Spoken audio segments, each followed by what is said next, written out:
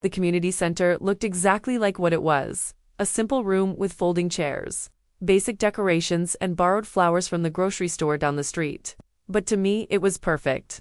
"I can't believe she's doing this to us," Dad muttered to Mom as they took their seats in the front row. His voice carried more than he probably intended, and several guests turned to look. A community center wedding. What will people think? Mom nodded along, adjusting her dress uncomfortably. I told her we'd pay for a proper venue, the country club, or at least the hotel downtown.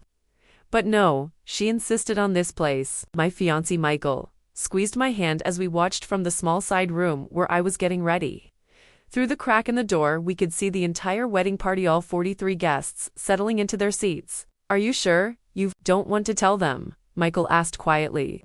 "About your real job, I mean, about everything."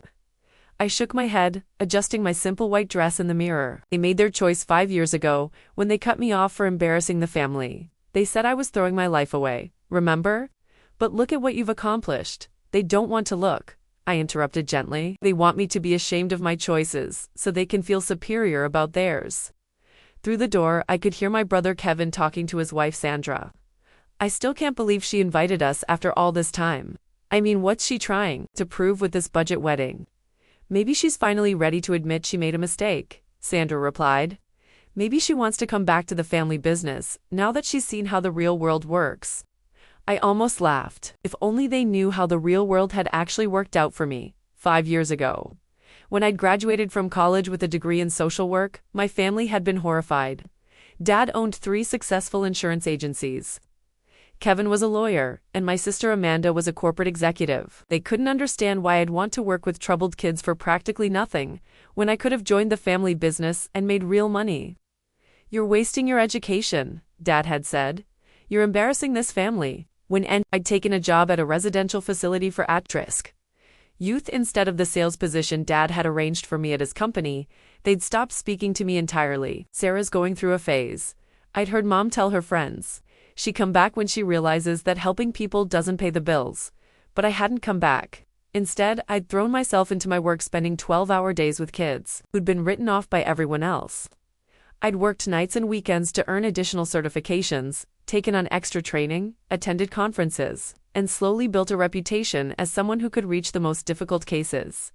Somewhere along the way, I'd caught the attention of some very important people. "Sarah," Michael said, looking out at the guests, "your dad just said something about being surprised you could even afford a wedding cake." I sighed. "He's probably wondering how I'm paying for any of this on a social worker's salary." The truth was, I wasn't paying for it on a social worker's salary, because while my family had been dismissing my career choice, that career had taken some unexpected turns. 2 years ago, the governor had been looking for someone to head a new statewide initiative on youth rehabilitation. Someone with extensive field experience, advanced certifications, and a proven track record of success with difficult cases. Someone who understood both the academic theory and the street-level reality of working with at-risk youth. My name had come up in every conversation. The appointment came with a significant salary increase, a staff of 40, and direct access to state and federal funding for innovative programs. Within 18 months, our initiative had reduced youth recidivism by 37% statewide. The success caught national attention. 6 months ago, I'd been invited to Washington to consult on federal policy. 3 months ago, I'd been asked to join a presidential task force on juvenile justice reform. Last month, the president had personally called to thank me for my work and to invite me to speak at a national conference. But my family didn't know any of this, because they'd never bothered to ask about my work beyond their initial disapproval. The small quartet we'd hired began playing the processional music. It was time. Michael kissed my cheek and went out to take his place at the altar. My matron of honor, Lisa, squeezed my hand. "You ready for this?" she asked. I looked out at the simple community center, at the folding chairs and grocery store flowers, at my family sitting in the front row, looking vaguely embarrassed to be there. "I'm ready," I said. But as I stepped toward the door, my phone buzzed with a text message. I almost ignored it. Who texts someone during their wedding? But something made me look.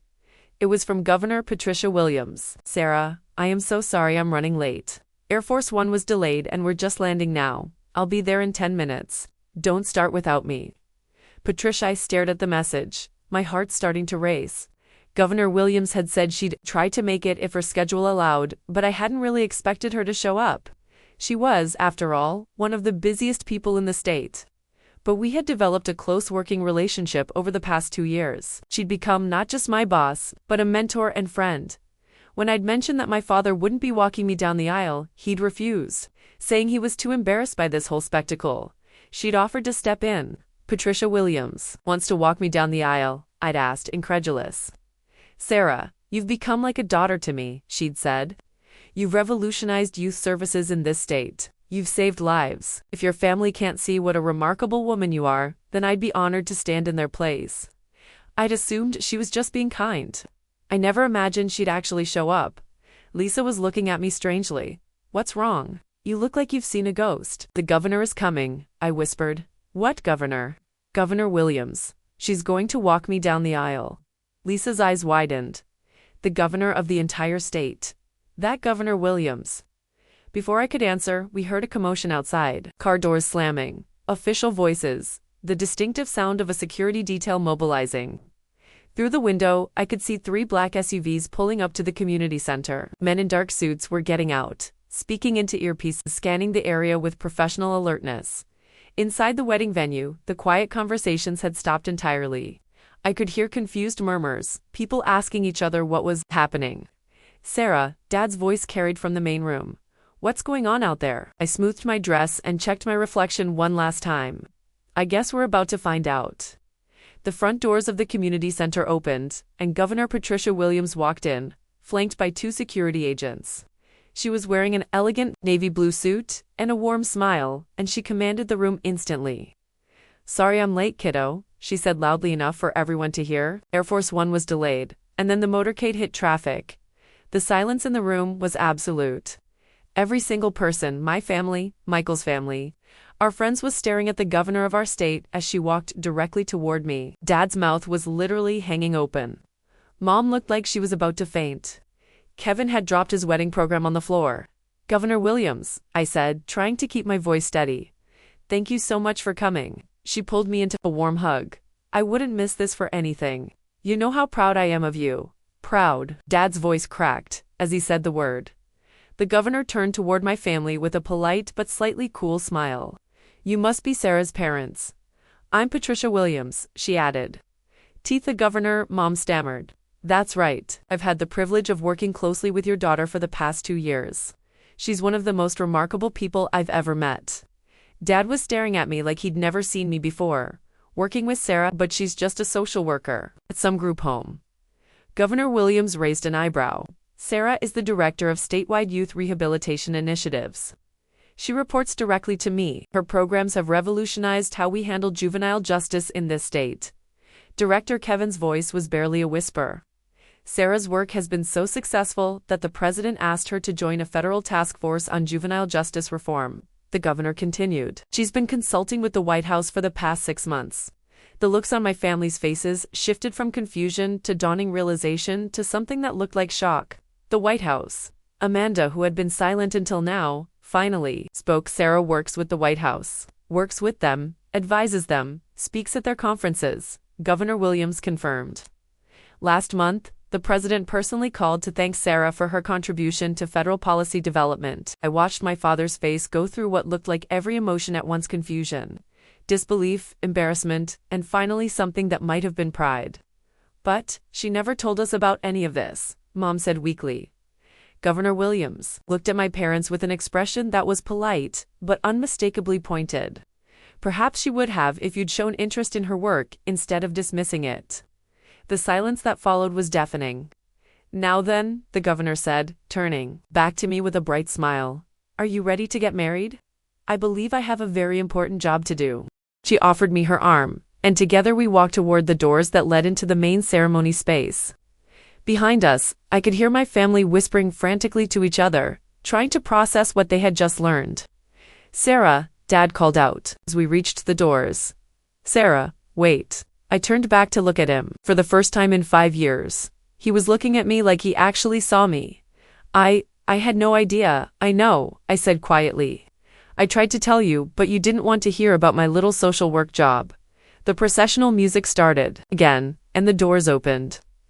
Every guest in the community center turned to watch as Governor Patricia Williams escorted me down the aisle. As we walked, I could hear whispered conversations throughout the room. "Is that really the governor? She said Sarah works for the White House. I can't believe Sarah never mentioned it. The president called her personally." When we reached the altar, Governor Williams hugged me again and whispered in my ear, "You've built something beautiful, Sarah. Don't let anyone make you feel small for the choices you've made." She took her seat in the front row, right next to my parents, who were staring at her like she was a mythical creature who had materialized in their community center. The ceremony proceeded, but I could tell that half the guests were still processing what they had just witnessed. My family kept glancing between me and the governor like they were trying to solve a puzzle, when Michael and I exchanged vows. I promised to continue building a life based on service and compassion. He promised to support my work even. It meant late nights, difficult cases, and criticism from people who didn't understand. As we kissed and the crowd applauded, I caught sight of my family in the front row. Dad was clapping, but his eyes were filled with tears. Mom looked stunned, but was trying to smile. Kevin and Amanda were whispering to each other, probably comparing notes about everything they'd missed over the past 5 years. At the reception held in the same community center with catered food from a local family restaurant, Governor Williams gave an impromptu speech. "I've known many dedicated public servants in my career," she said, raising her glass of sparkling cider. "But I've rarely met anyone with Sarah's combination of expertise, compassion, and results. She's transformed how we approach youth rehabilitation, and her work has literally saved hundreds of lives." The room erupted in applause. My family clapped too, though I could see they were still processing everything. After the governor left with her security detail and motorcade, my family approached me at the head table. "Sarah," Dad said, sitting down heavily in the chair next to me, "I owe you an apology, several apologies." Mom added quietly, "We had no idea. When you said you were working in social services, we thought," Amanda began. "You thought I was wasting my life," I finished for her. "You thought I was throwing away my education and embarrassing the family?" "Yes," Dad admitted. "And we were wrong. We were so wrong." Kevin pulled up a chair. "Sarah, why didn't you tell us about the promotion, about working with the governor, about the White House?" I looked around at my family, these people who had dismissed my choices, cut me off, and refused to attend family gatherings for 5 years because they were ashamed of my career. "When would I have told you?" I asked gently. "You stopped taking my calls 3 years ago. You didn't invite me to Christmas, or Kevin's promotion party, or Amanda's housewarming. You made it clear you didn't want to hear about my work unless I was ready to admit it was a mistake." The truth of what I was saying hit them like a physical blow. Every time I tried to explain what I was doing, I continued. You interrupted to tell me I was wasting my potential. Every time I tried to share something I was proud of, you changed the subject to when I was going to get a real job. "We thought we were helping," Mom said, tears starting to form in her eyes. "We thought we were motivating you to aim higher." "I did aim higher," I said. "I aimed so high that the President of the United States knows my name. I just aimed in a direction you didn't understand." Dad reached over and took my hand. "Sarah, can you ever forgive us?" I looked at this man who had raised me, who had once been proud of my accomplishments, who had let his own narrow definition of success blind him to what I was actually achieving. "Dad, I never stopped loving you," I said. "Any of you. I just needed you to respect my choices even if you didn't understand them." "We want to understand now," Amanda said. "Will you tell us about your work? Really tell us." So I did. I told them about the residential facility where I'd started, about the kids who'd been written off by everyone else, about the programs I'd developed, and the lives that had changed. I told them about the research I'd published, the conferences where I'd spoken, the policies I'd helped shape.